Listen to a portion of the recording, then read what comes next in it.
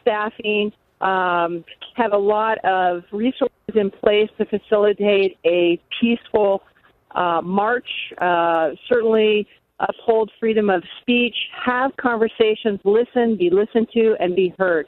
That was the most important message in a peaceful and safe environment. Unfortunately, later this evening, we had a turn of events where a crowd went from several hundred to about 7,000. During later in the evening, about 7,000, we had splinter groups that broke off, and they began vandalizing various areas of our downtown.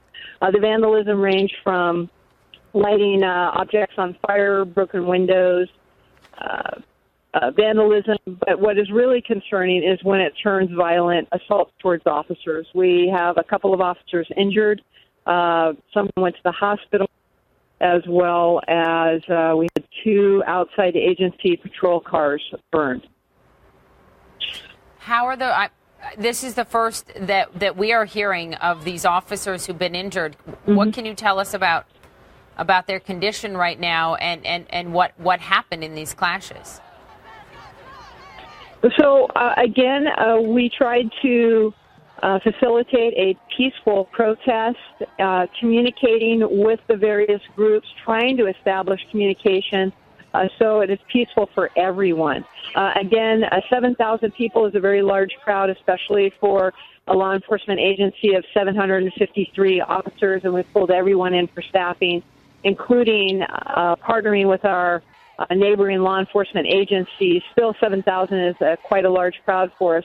But again, it wasn't the whole crowd. These are splinter groups that often will break off, as they did tonight, and they'll engage in criminal activity.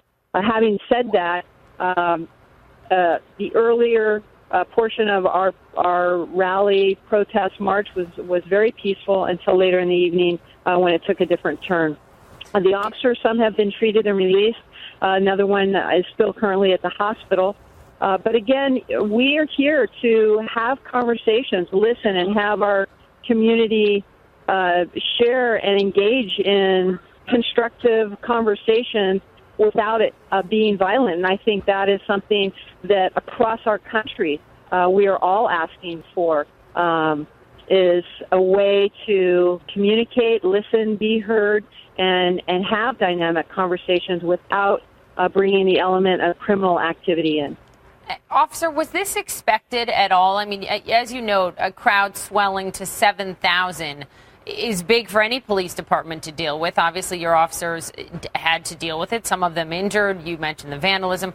Was this reaction expected at all tonight? Had you prepared for the possibility of this?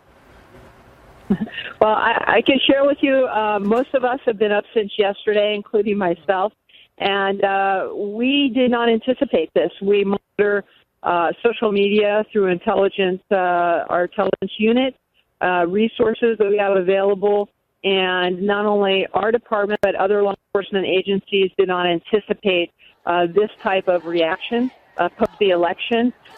So we moved very, very quickly to gather our resources. And again, when you have such a large crowd, and really we want to be very clear that